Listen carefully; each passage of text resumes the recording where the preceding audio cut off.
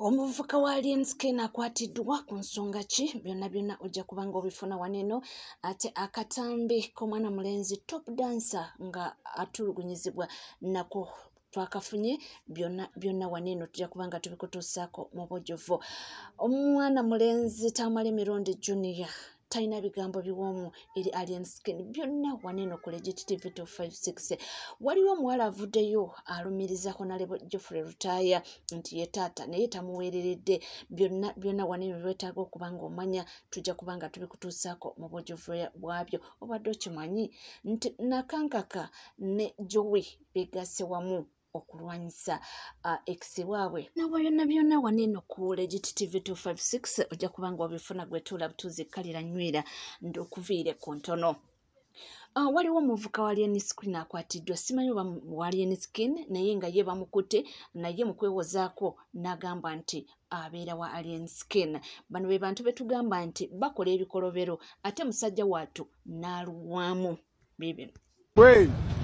Komanda akoze eki? Abyengweli abaira tondondo mu mbiri biruwa negwe musajja gwe olanga olabika bulungi lwaki obobba lwaki obba se kyekikubisa kale olinamu obuzibu obukubisa buzibu ki? Mutabani wo mulwadde muki obeera luddawo mukono bukoto bannaye ab'ebukoto mwami ono emba mumumanyi mumuyambe ku mwana we omwana mulwadde. Omwana mulwadde mumusanzeewa komanda mumusanzeewa ku green shop kati laba ovote ku green shop nawe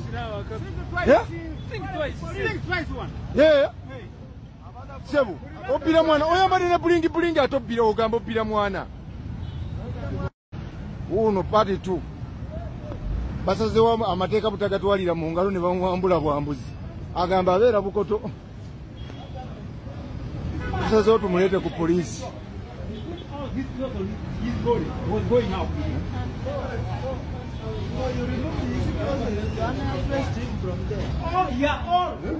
Huyo ninga ndaba musajja alabika bulungi lwaki obobba mukama wange oyambadde ne bulingi mu esene z'okulamu bulingi kyokka agamba awangalira wa Alienskin. Mungu yangu anjagala genda. Eno party tu uno mubiba mukutu.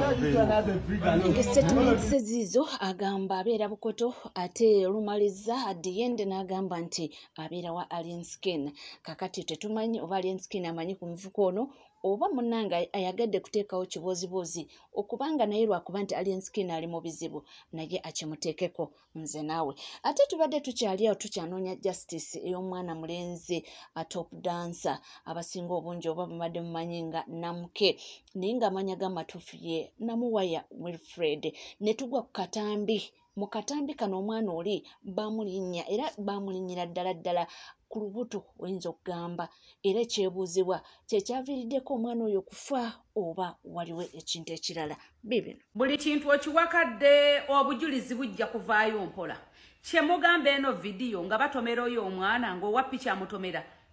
kyemugamba yo temunnagiraba. Eno vidiyo yo temunnagiraba. Lwaki temugiwa budde? Lwaki temugiwa makulu? Mulyoke muveyo mumale okutomera omwana w'abandi mumugambe mbwayogere mbwa abaana ba Alienskin bamukuba mumugenda mumutwala mu ddwaliro mumujjanjabe ne mutamujjanjaba. Eno vidiyo yo temunnagiraba. Obujulizi bujja kuvaayo mpola. Just kaseera Katonda abeera ku saidi y'abantu abatalina musango. Eno vidiyo nga temugyogerako nga batomera omwana w'abandi kyemugamba temunnagiraba. Omwana bamukuba boda ne bamutomera mawugwe. Emumugamba okutwala mu ddwaliro tukujjanjabe twagala oveeyo ogambe mbwa Alienskin abaana be bakukuba. Wumbwa wakerere. Mubiwulidde oba mukalabye akatambi tekuli kuwulira tikolikola ki mukalabye naye nga byonna bigenda mu maaso era nga tweyongera okuba nga twagala tumanye kiki wala ekyatuukawo era nga tusaba justice ey'omwana top dancer ye Tamale Mirundi Junior talina bigambo biwoomu yadde eri Alienskin. Gwe toyina kye wasoma oliawo weegaayagaaya okuba abantu mutta abantu temugambwako mutambula n'ebivubuka ebiyaaye siteeti eryawo etunudde ffe twali tetwagala bukuumi naye twabufuna lwabiki Your group weza? era kwabo abaana baaliyeni waliwo yali yagala okukolera effujjo wendi byonna byonna bigenda mu maaso bo abawagizi baaliyeni bakyali solid era bagamba nti bali ready okubanga bayimirira ne muntu waabwe mpaka obujulizi bwe bunaavaayo oba mpaka amazima we ganaavaayo bagamba nti bajja mulekerera kyonna wekinaaba bajja kuyimirira naye ne wanagivaamu ne wanaava mu ndongo tetugenda kuwagira mufubye okukola buli kimu okumulemesa mufubye okukola buli kimu mumulemese buli kimu mukikoze temulina kyemutakoze kulemesa Alien Skin nene wanava mu ndongo tugenda muagala ne munakola ki tugenda muagala oli musajja mukulu kamiliyoni emyaka gy'olimu gyakufa oli myaka 10 emyaka gy'olimu gyakubuulirira baana sikutta baana b'abendi ng'obisiba ku Alien Skin emyaka gy'olimu sijja kutta baana b'abendi ng'obisiba ku Alien Skin muvubye okulaba nga mumulemesa buli kimu mumutaddeko buli kimu mwagenze kutta mwana wa munnammwe mumisibye ku Alien Skin mumulemeseza obulamu mukyayisiza buli kimu ng'ofa kinensi omwana gw'oliko wa myaka 2 oli myaka 10 olwanyisa omwana omuto muzukulu wo oyo muzukulu wa Alien Skin muzukulu wo nene wanava mu ndongo ne wanaba takyayimba ne wanaba akola ki tugenda kumuwagira mpaka ne wanaba takyayimba kati kino kankikubulire Kamiliyoni ne wabana batakyayimba tugenda kumwagala yoye Katonda waffe yesanyu lyaffe gomanya abana balabirira abageto gosobola labirira abana bageto nga babadde abalabirira oba ogenda labirira famire ye ogenda labirira famire ya Alien Skin go yalabirira mukyala we n'abaana be ne maama we oba ogenda labirira abaana babadde alabirira omanya abaana bamulyako omutima omubi oli kasajja kakulu Kamiliyoni osinga ne president waffe gwomusinga emyaka president Museveni omusinga emyaka oli kakulu obutemu obukujjudo oli kiro oli mutemu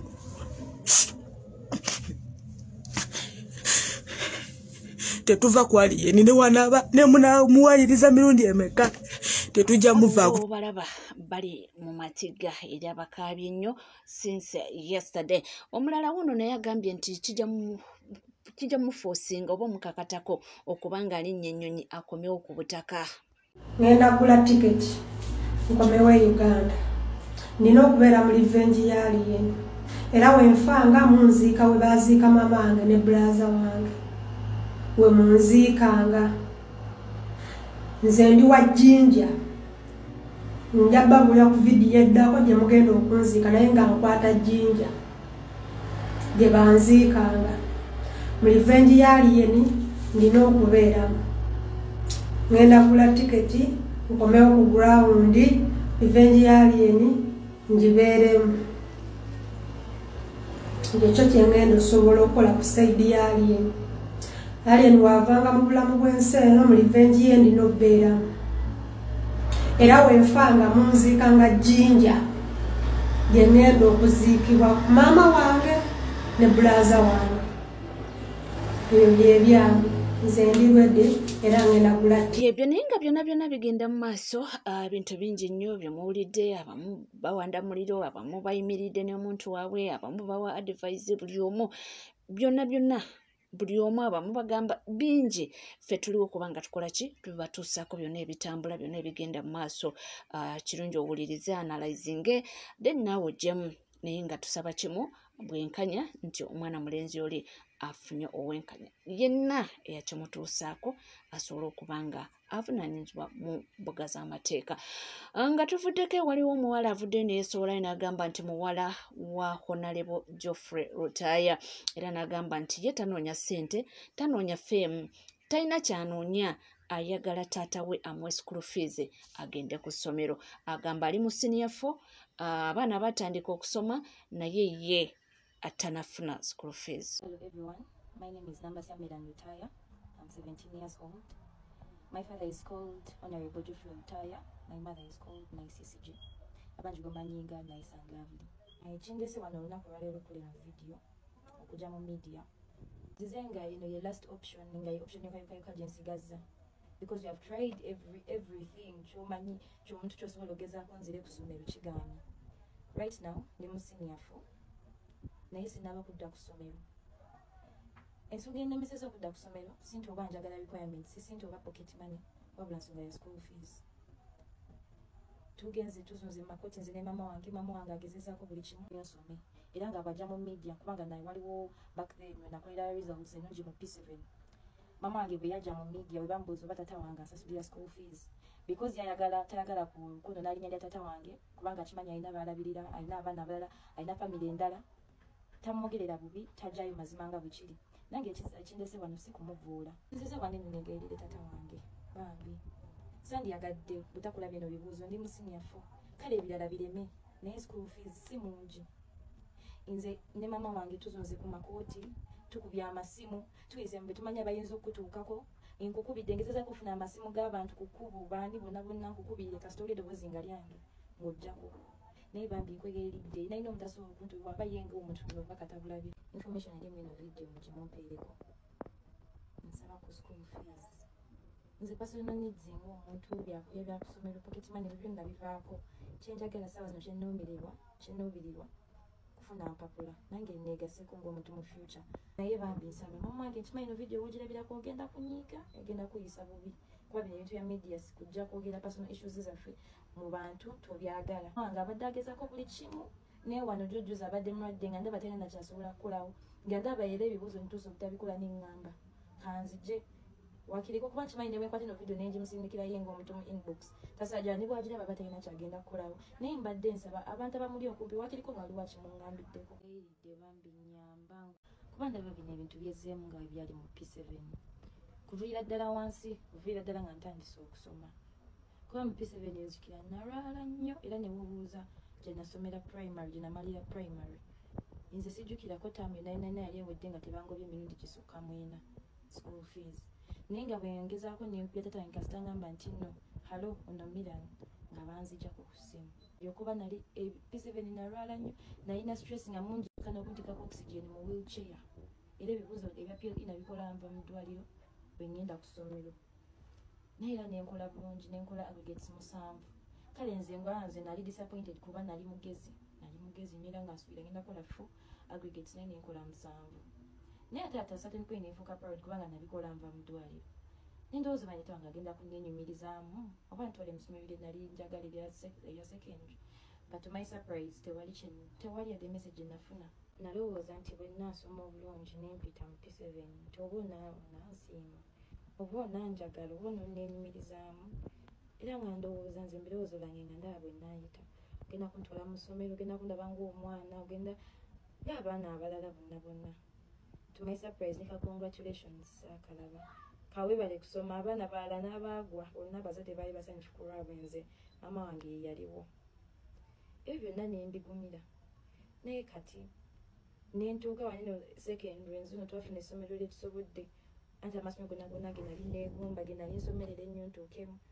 saagafuna kyokka nga nayita nakola bulungi ebibuuzo byange naye era nali sigasobola lwa school fees na senti nandibadde simbonze ng'omwana sirina kintu kyona kinandisabye tuoba kino oba kiri naye bintu bingi byenneegomba nze ng'omuntu kale nga n'okubeerako naye nga nyina father weeks 2 zezibulayo zokka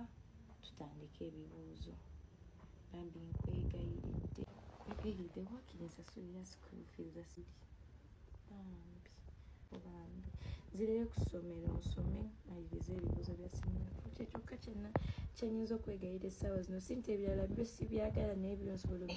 simanyi oba bituufu oba nedda nze ogwange bwokubanga mbaleetera information etambula oba byabufuzi anti munnange tugenda mu kalulu simanyi naye nga ndowooza obubaka obujja kubanga butuuka ku Honorable Geoffrey Rutaaya. Omwana yagambye nti sandize mu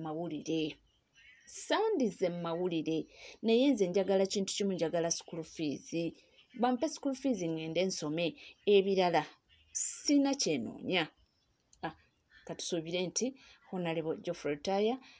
kijja mmutuukako akoleko ebyo nga bwe kyetaagisa. Nga byonna bigenda mu maaso ye Hajati Stacia Mayanja bamukeeredde. Ono omukyala yakeera ku makya ne bakola pate ya National Peasants Party. Era twategeerako nti ye president wa pate eyo. naye munnange twabadde tukyali awo pulezidenti mulambo w'ekibiina oba owa pate ate nga munnange abitaddemu engatto agenza okupafomingirako ate ekibiina kya NRM bagamba ate kino kyekibiina ekyavuganya kaakati ate oliawo olinga akampeiningira ekibiina kale okampeiningira kibiina ky'ovuganya kino kiba kitegeeza ki era munnange nakulegulo nabagambye nti bamukubyeko ekibaluwa ekibakuntumye nti olunaku olwaleero agende yennyonnyoleko kakati tuwulire ono ye agamba ki ebikolwa by'omuntu oli Hajati Station bibye ng'omuntu si bya kibiina tuli mukunoonya bukulembeze bwa ggwanga yali eri Yesu okunda abantu bamuweeweeta abasajja bamusitudde ekyaviiriddeko ekibiina okuwulira nga kinakuwadde nnyo olw'omukulembeze waakyo okweyisa ng'ekitagasa n'olwekyo tumukoowodde bunaye ajja ategeeze ggwanga lwaki yasazeewo okweyisa nga nuisance republic bwe yali agenda okuyimba kubanga babakubira ng'omutemukyali yabategeezako nti alinawo agenda okugenda okupafominga wemukompitira nabo fene tulina kye tumanyi twamulabiraawo ng'ali ku siteegi nga tulaba omusajja amubebye amusitudde amunyiganyiga ekyo kintu kittatana ekitiibwa ky'abakyala mu nsi yonna omukyala omuzadde omufumbo tayinza kubeera ng'atibibwatibibwa bwate ku siteegi era nze nsekeredde nnyo Hajati Station kuba nalaba mwami Museveni nga yennyinyiga bw'atagamba laba nnoono kale noffe ng'aba National People's Party mutulinde mugenda kutegeera nti empologoma yavudde mu bumyu tugenda kunyiga Hajati Station mayanja okutuuka lw'anaatubulira lwaki yasazeewo yeeyisenga ekitagasa kubanga ekyo kitagasa walabye omwami ono mwami Nsereko yamuyisa akagere mwami Nsereko saagala kumuddamu kubanga obusungu obwalumya mwami Nsereko si bwakubeera nti twanominating obusungu bwalimunyuma ye kubanga yalemereddwa okutuuka ku ballot paper naye Hajati Nsereko muganda wange sanga Uganda agambye nti ye ng'omukulembeze w'ekibiina n'ebintu byakola tebigasa omwami akukwatirira oli mu bantu nti ate onaakulembera otya abantu nga weekola ebintu ebitasaana nkugambye obisanga waneene Uganda abantu beekoze ebintu twalabyeko wali we babadde ekololo abantu beekoze ebintu abantu ne batuuka n'okugamba nti abantu beekoze ebintu ne batuuka n'okugamba nti bannange TV muziggyeko abaana baffe balaba so ono kyagambye nti abantu abamu tebalina na morals ezibafula abakulembeze kubanga ebintu bye beekola mu butuufu nti tebigwanidde eyo tufuddeyo kakati ba ex ba Sefuko Nakankaka Yvonne ne Joey basisinkanye naye balina emboozi ezinyuma ne bakunyumiza ebintu omwami waabwe oyo Biden bye yabayisangamu n'engeri mwe baali nga omu yaliwo ng'agobaganya munne alina emboozi eno enyuma bibi bw'okwata obugugu bw'ojofumba nange you guys Yvonne yakwatanga emigugu nga gyafumba naye nga mulabira ku mulyango bagamba wano wesiva naye jjukira munaku enakola keeki ya birthday nengikugobya you guys Yvonne yakolera sister bag undi keeki n'agireta n'engimugobya wabweru nga mulingirizako eri mu betagobanyumizaako ebyo ebintu keeki eyo yali ya bake for me you all know how bake for me cakes are expensive ozenolulaavulaavu namugamba zayo keeki oti zayo keeki ngoyegerera eri waggulu ssebo nnyabo madamu waba aleese obutu asooka agiryeko ayizoleta obutu ne bandisa keeki namani bangamba gizeeyo wagiryako I remember wagiryako nakambe kazi watu najango yasaza akagoye mukwano ebiseera nali nva na ku mulimu gikeeseyo nali nkyasomesa ojja otijja ne keeki nga tomanyi nti baleesewo ekinyodo ekipya mukwano bagamba nti ebiruwa byerabirwa naye anataalaba abaana bano naddala Joey ne Sefuko nga bagobaganya Yvonne nga Sefuko akugamba nti nze Joey gwe njagala Yvonne simwagala ne beeyogerera ebisongovu ne kamaama kasigala awo nga kali solidi ate mukama bambi akakumye nga kalabika bulungi ka Yvonne era essaawa yakakati balwanirako entalo in fact omuntu gwendabya asinza okwogera abadde Joey ng'ayogerera Sefuko nti bulijjo yabakubanga nti era abadde abonyaabonya ne Hezo beeyogeredde ebisongovu era Sefuko n'amwanukula nga w'omumanyi tazikiza amulangidde ebisongovu n'amuyita omufu nti mu bulamu bwe yafa kubanga yamunaaba talina kyamwetaagako bingi byamwogeredde naye webityo ensi bwetambula we bali kubanga wekumidde ku Legit TV 256 tuweerabira kubanga osubscribinga ringinga that notification bell sharinga likinga ebisigadde butereevu amawulire nja kubanga ngakuwa era nja kubanga ngakutuusaako wona woli wona wosinze sigala naffe tova